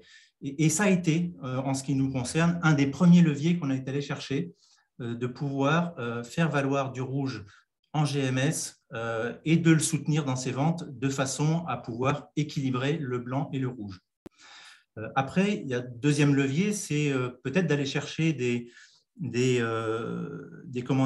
secteurs, des rayons, voilà, c'est le terme que je cherchais, complémentaires. Et ainsi, ce que l'on ne peut peut-être pas valoriser dans un circuit frais, on peut peut-être imaginer le valoriser dans un circuit surgelé, par exemple. Donc, c'est aussi une autre façon d'appréhender le sujet de la complémentarité des rayons. Celui du trad peut en être un troisième, la rôtisserie aussi. Et donc, cette complémentarité-là, je pense qu'il faut aller la chercher déjà au niveau du client et ensuite, nous, industriels, de faire le surplus nécessaire pour équilibrer au mieux avec d'autres marchés qu'on peut avoir, mais c'est vraiment cette complémentarité en commençant vraiment avec le client partenaire. Et puis, troisième volet, c'est celui de l'élaborer, mais avec, je dirais, quelques conditions avec, c'est-à-dire qu'il faut déjà un élaboré qui puisse intégrer un pourcentage de viande assez significatif, sinon effectivement il faut mettre en face un volume conséquent, ça c'est le premier point. Et le deuxième point, c'est de valoriser une matière dite ECC, et donc forcément avec les surcoûts qu'il faut accepter, et ceci dans un contexte alors, qui semble évoluer et je pense que Paul en a pris le virage. Je pense que ça fait partie aussi d'un levier, c'est la concurrence aussi d'approvisionnement européen qui peut un petit peu aussi à un moment donné biaiser les repères et les coûts. Et je pense que revenir aussi sur un approvisionnement France est un levier certainement fort pour rééquilibrer les choses et peut-être accéder plus facilement à cet équilibre vers le développement de recettes et de produits matière France qui permettent d'équilibrer le blanc et le rouge. Séverine, sur cet aspect du transformé et des produits élaborés, c'est quelque chose qui est également couvert par l'engagement de Carrefour. Du coup, est-ce que vous pouvez aussi nous partager quelques éléments? J'ai vu que vous réagissiez à ce que disait Yvan, donc des freins, des leviers pour vous. Pour l'instant, vous nous avez présenté des chiffres qui parlaient surtout du frais et du surgelé. Donc, comment ça se passe chez Carrefour sur cette partie-là de vos assortiments? Alors, clairement, aujourd'hui, on n'a pas de volume converti sur cette partie transformée, bon, mis à part la rôtissoire. Je partage bien sûr l'approche équilibre matière ou qu'on peut appeler anti-gaspi. Enfin, je pense qu'il sera indispensable de construire ça avec les partenaires, vraiment en ouvrant très très large les difficultés qui s'offrent à nous et ou les opportunités. Et donc être malin, changer des choses dans les recettes pour voir qu'est-ce qu'on a besoin qu'est-ce qui reste sur le marché de ces matières. Et donc pour ça, je pense qu'il faut attendre un peu que ça mature au niveau du marché, qu'on ait plus d'offres, plus de transformation au niveau du brut, ce qui va créer plus de matière disponible aussi, qui restera, je dirais, invendue en brut et qui va il peut se créer comme ça un marché accessible pour des produits transformés. C'est un peu ce qu'on a vécu sur le porc sans nitrite où on a développé du jambon, de plus en plus de jambon sans nitrite et maintenant on voit que ça arrive dans des pizzas, dans des quiches, dans des sandwichs parce qu'il y a eu comme ça de la matière avec cette qualité-là qui restait sur le marché et qui est donc rentrée de façon disponible à un prix intéressant pour les consommateurs. C'est vrai que ce marché de jambon de volaille, il est à date, il est plutôt sur du poulet classique. Je me faisais la réflexion sur le porc. On a du jambon label rouge, on a des valeurs qui apparaissent sur le jambon, sur du bien-être animal, du nourrisson de gemmes, et peu aujourd'hui sur ce marché transformé de la volaille. Mais en même temps, la volaille, ça va être, je dirais, un ingrédient intéressant aussi au niveau carbone, enfin au niveau pour les consommateurs. Peut-être on va voir un peu comment tout ça évolue. Moi, je pense qu'il faudra y associer encore une fois de l'organoleptique très positif, d'autres valeurs, sans doute du clean label, qui feront un produit, un package, notamment dans tout ce qui est à disposition pour les enfants. Il y a tout encore à créer sur ces produits-là, mais ça viendra, oui, en deuxième intention. Il va falloir être collaborer et être malin pour trouver les meilleures solutions. Je vois que le temps file. J'aurais voulu qu'on parle à nouveau un petit peu rapidement d'abattage, mais alors de manière vraiment question courte, réponse courte. On a vu que c'était un sujet qui nécessitait un changement important des pratiques actuelles. Yvan, vous nous avez déjà donné des éléments vraiment très intéressants, mais j'aurais voulu avoir aussi le retour de Denis et Séverine, peut-être en commençant par Denis, si vous nous entendez et si vous pouvez nous répondre. Comment est-ce que cet enjeu de l'abattage, il est traité dans vos achats aujourd'hui chez Paul? Est-ce que c'est un frein? Est-ce que c'est quelque chose qui est déjà bien en place? Et comment vous vous appropriez un petit peu cet enjeu du côté de vos achats chez Paul? Alors, je vous ai bien entendu, j'espère que vous m'entendrez aussi. Chez nous, en fait, la solution, ça a été assez simple puisqu'on a affaire à une filière, un abattoir, et que cet abattoir est déjà entièrement équipé avec les critères d'abattage tels qu'ils sont prévus par le Better Chicken. Donc là, c'est quelque chose qui, pour nous, est accompli maintenant. Parfait, merci pour la réponse courte. Du coup, Séverine, peut-être, comme voilà, Yvan nous a donné pas mal d'éléments, votre engagement chez Carrefour, ça couvre quand même des gros volumes de poulet chaque année.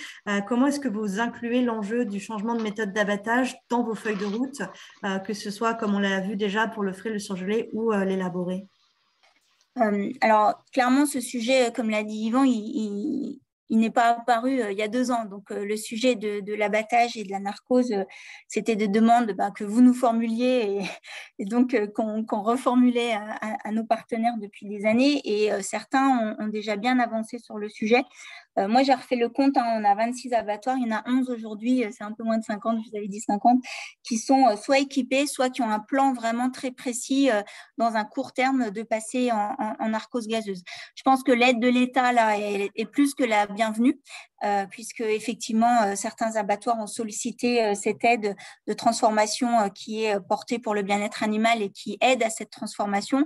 On attendait des solutions sur petits abattoirs plutôt fermiers, donc là c'est très bien parce que vous nous apportez quelques nouvelles solutions. Bon, tout ça, ça bouge finalement assez fortement et assez vite. Par contre, c'est vrai que c'est des projets aussi qui prennent quelques années pour pour être réalisé entre la conception et la réalisation. Merci Séverine pour ce point, puisque c'est exactement ce sur quoi je voulais rebondir. On l'a vu avec la présentation de Bruno Briand, la mise en place des volumes nécessaires pour une nouvelle souche, ça peut prendre largement plus de 2 ans. On a vu que pour l'abattage aussi, c'était quelque chose sur laquelle il pouvait y avoir des délais conséquents. Et du coup, avant de passer à la partie questions, je voulais vous demander à tous les trois de nous partager quelques réflexions sur cet aspect de calendrier qu'on peut résumer très simplement en disant la mise en œuvre du Better Chicken, ça prend du temps. Donc sur ce point, encore une fois, de manière assez brève, s'il vous plaît, quelles attentes vous pourriez avoir? Et je vais commencer par Yvan. Qu'est-ce que vous attendez de vos clients pour initier ces changements, notamment dans le contexte un peu difficile, on ne va pas se mentir, qu'on connaît en ce moment? Quelles sont vos attentes par rapport à cette concrétisation de la transition vers le Better Chicken? Alors, quelles sont mes attentes? Assez rapidement, ça va peut-être synthétiser ce que j'ai un peu dit ou ce qui a été dit. C'est à la fois de s'inscrire dans de la contractualisation et du partenariat, parce que les leviers, ils ne seront pas que d'un bord ou de l'autre, ils seront de la fourche à la fourchette. Et je pense que c'est ensemble qu'on arrivera à construire le modèle dont on sait, qui de toute façon entraînera des surcoûts, et donc de façon à les gérer au mieux et ensuite à les accepter. La deuxième chose, on l'a dit pour ça, c'est l'équilibre matière, j'y reviens pas.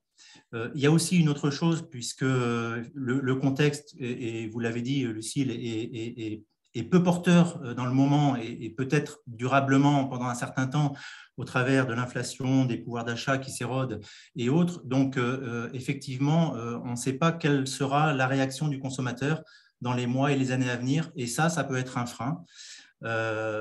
L'autre chose, c'est aussi tenir compte du temps de la génétique, mais ça a été bien expliqué, mais ça permet aussi de se projeter et de dire que quand on décide une chose, c'est pas pour le mois ni l'année qui suit, c'est souvent pour un an et demi, 2 ans après. Donc, on voit que le calendrier devient beaucoup plus pressant. Une chose qui n'a pas été évoquée peut-être, et je le dis au passage, mais ce qui vient complexifier aussi les choses, c'est que le planning ou les élevages que l'on convertit, je dirais, sur un modèle de type ECC sont aussi ceux sur lesquels on va faire porter des démarches plus vertueuses sur d'autres thématiques que l'ECC, que ce soit du sans OGM, que ce soit des sans antibiotiques, demain peut-être sur des sujets d'autonomie protéique. Et on voit que finalement, en plus de ce qui a à travailler et à supporter supporter en termes de coûts, j'entends, sur ces filières-là, il va falloir aussi prendre en compte cette somme de surcoûts qui peut-être à un moment donné amener à faire des choix. Merci beaucoup, Yvan. Denis, je me tourne vers vous pour ce petit mot de conclusion avant les questions. Vous amorcez le travail sur les critères en élevage, puisque vous venez de nous dire que sur l'abattage, vous aviez déjà quelque chose en place. Comment est-ce que vous appréhendez le calendrier de travail, on va dire, pour les 4 ans à venir chez Paul?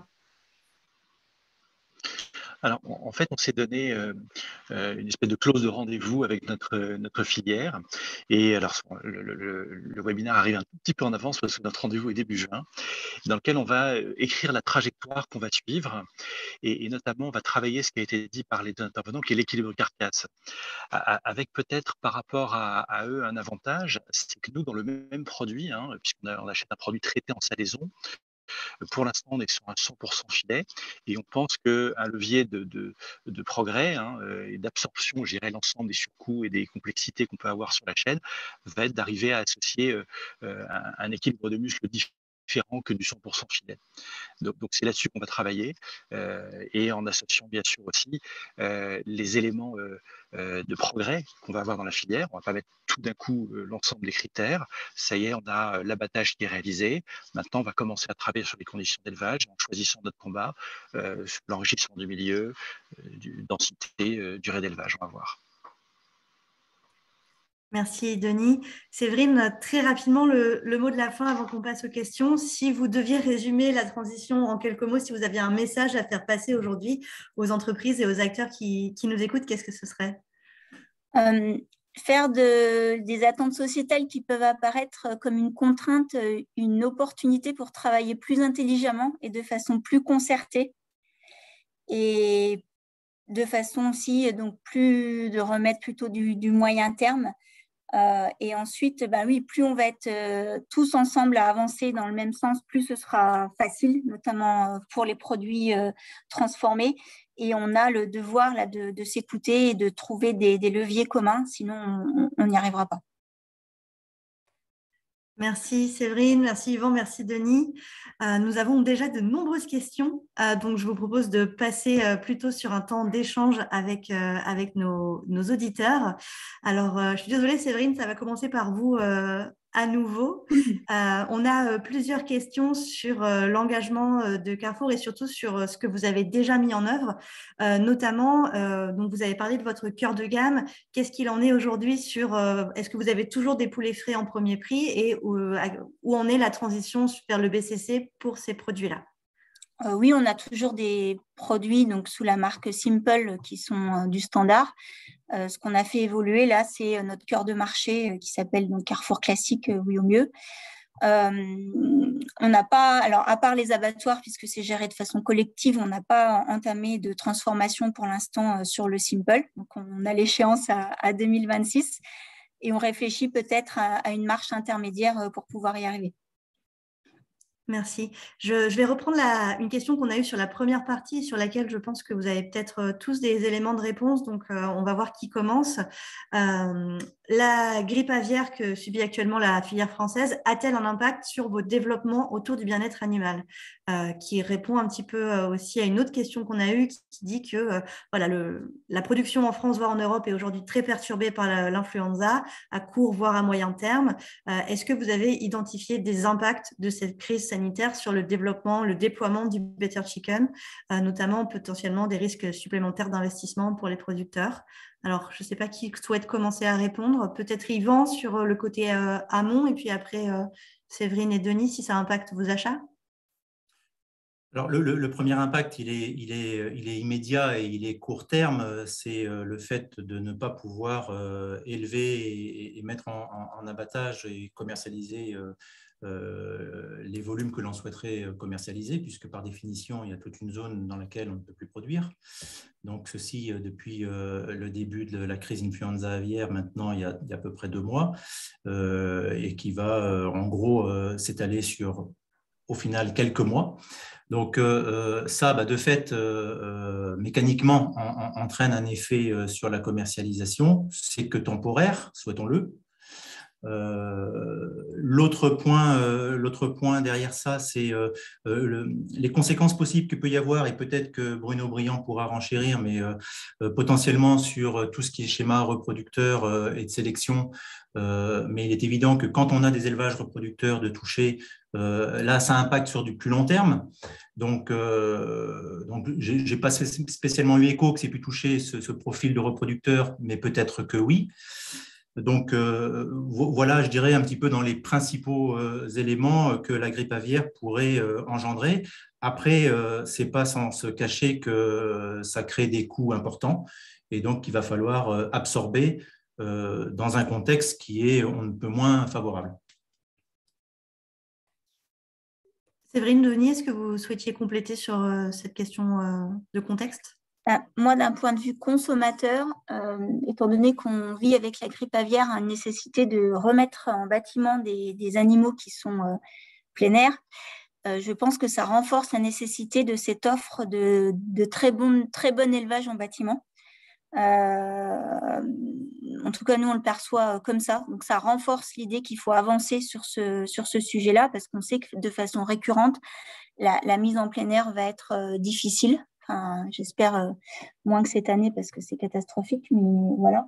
Et ensuite, nous, on avait fait cette transition un peu avant, donc du coup, on n'était pas forcément touchés. Ce que ça peut toucher, c'est choisir, ce que je reprends ce qu'a dit Yvan, peut-être choisir certains attributs quand on a des problèmes d'approvisionnement et qu'on a moins de... Voilà, diversifier aussi pour le coup les approvisionnements et le nombre de coopératives qui sont peut-être dans le projet pour pouvoir avoir des différentes sources possibles d'approvisionnement. Merci. On a pas mal de questions autour des coûts, hein. Je pense que c'est une surprise pour personne. C'est un point qu'effectivement, il faut aborder en toute transparence. On nous demande notamment, et celle-là, elle est peut-être pour vous, Denis et Séverine plutôt, est-ce que la baisse de densité qui est associée aux critères du Better Chicken n'entraîne pas une hausse de prix du produit final qui peut être compliquée à faire passer aux consommateurs? Et quel levier vous avez pour l'expliquer aux consommateurs peut-être? Alors, nous, c'est toute la difficulté, hein. Je reprends mon sandwich dont je vous parlais tout à l'heure. On a une superposition des coûts qui arrivent, et donc il faut effectivement qu'on arrive à l'expliquer à nos consommateurs, mais pas simplement à nos consommateurs. On a une structure, nous, un peu particulière, c'est qu'on a aussi le réseau de magasins Paul, ce sont des franchisés, et il faut qu'on arrive à embarquer aussi nos partenaires pour leur expliquer que la transformation qu'on fait dans nos choix d'approvisionnement depuis quelques années, elle est là pour répondre à une attente sociétale et pour assurer aussi la pérennité de leurs entreprises et de leurs affaires. Donc, c'est un vrai challenge qu'on a d'arriver à intégrer l'ensemble de ces coûts et de faire comprendre que c'est pour assurer la pérennité de l'entreprise.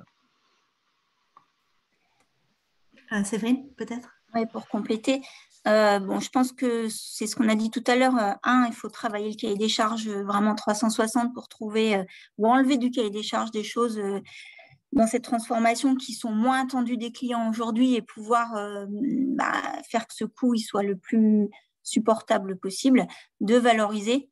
Donc l'étiquetage du niveau C, l'étiquette nous permet quand même d'expliquer cette transformation, du moins de rassurer sur le niveau de bien-être animal qui est atteint. Et 3, apporter d'autres valeurs aux produits qui sont également attendus du consommateur, qui fait qu'on a un ensemble sur le produit qui est attendu et sur lesquels les consommateurs sont plus prêts à payer ou à investir. Merci. On a une question peut-être plutôt pour vous, Yvan, sur le fait que, a priori, dans ce que vous avez expliqué, il y a un soutien public sur la mise en place de méthodes d'abattage plus respectueuses du bien-être animal, ou en tout cas sur la rénovation des outils d'abattage.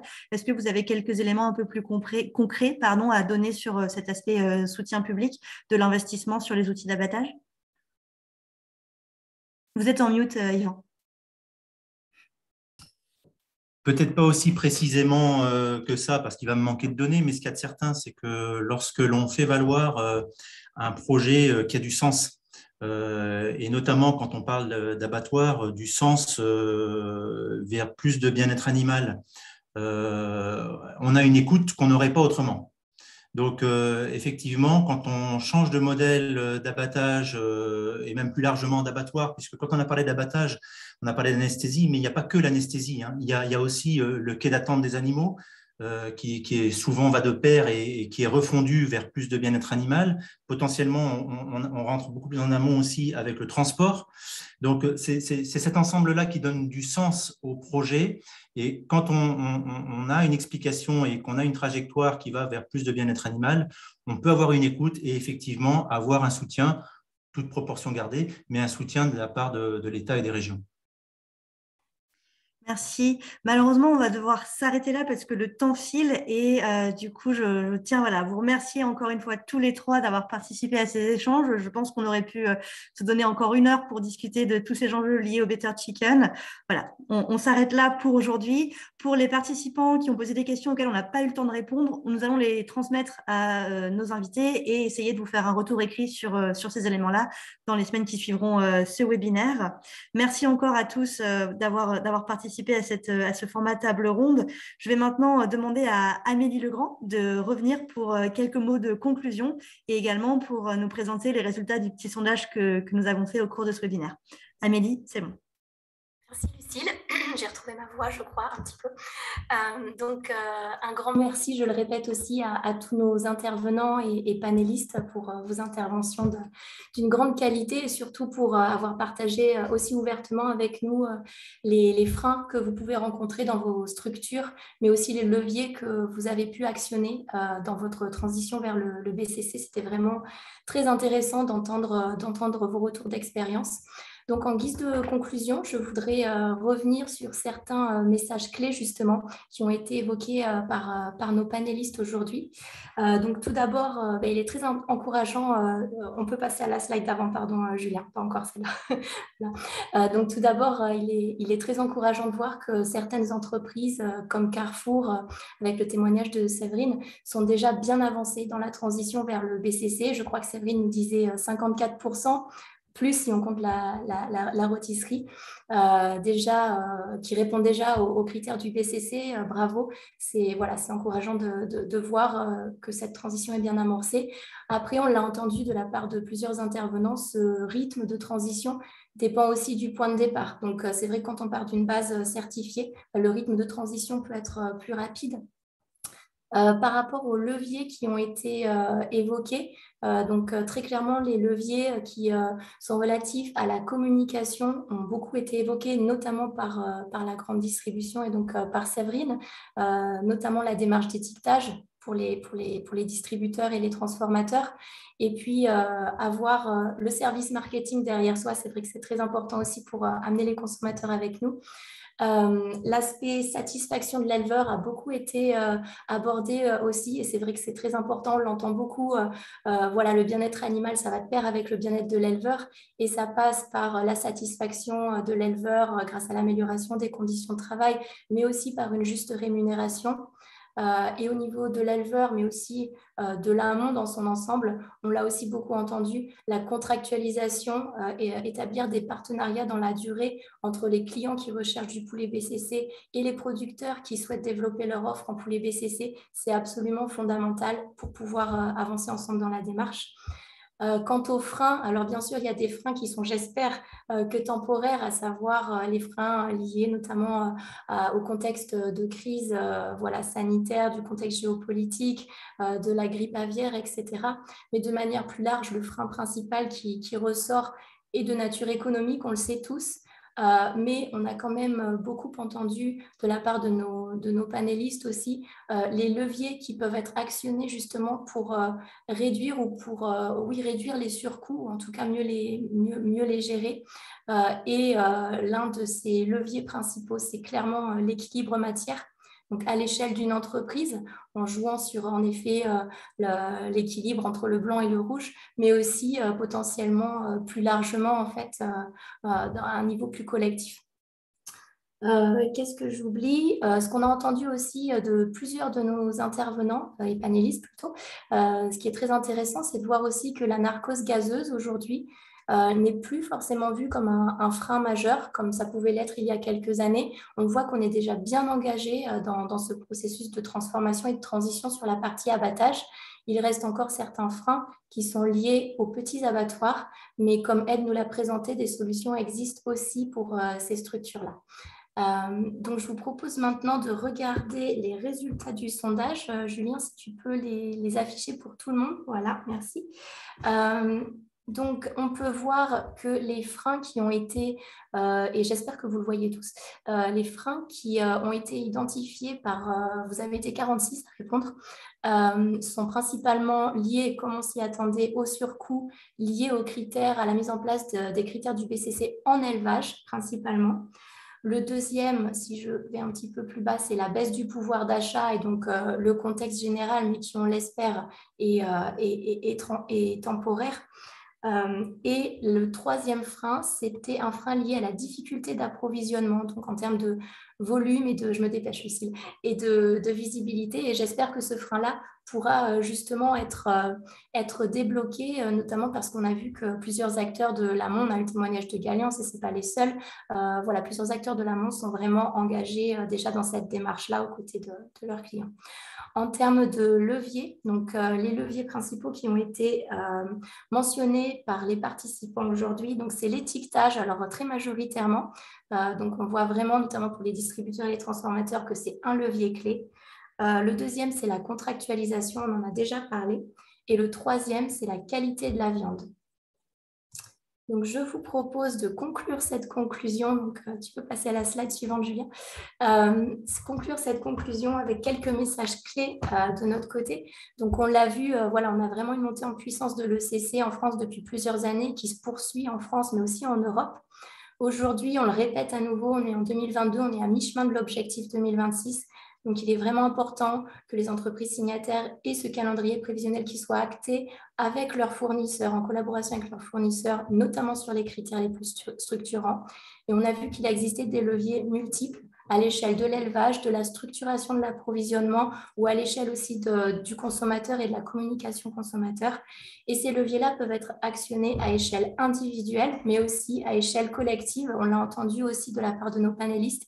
Et c'est probablement quelque chose qu'il conviendrait de creuser un petit peu plus tous ensemble aussi autour de ces leviers collectifs qui peuvent être actionnés. Donc, il ne me reste plus qu'à vous remercier. Je sais, j'ai pris un peu trop de temps, Lucie va me fâcher. Mais merci encore une fois à tous nos intervenants, nos participants pour votre présence et vos interventions.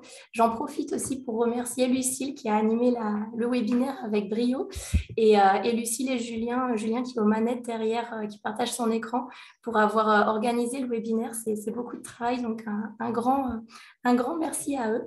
Et puis, je repasse la main du coup à Lucille pour clôturer le webinaire. Un grand merci, Amélie. Au nom de CIWF, je tiens à remercier tous nos intervenants aujourd'hui qui sont venus prendre la parole et partager leurs expériences avec vous. Je vous remercie également d'avoir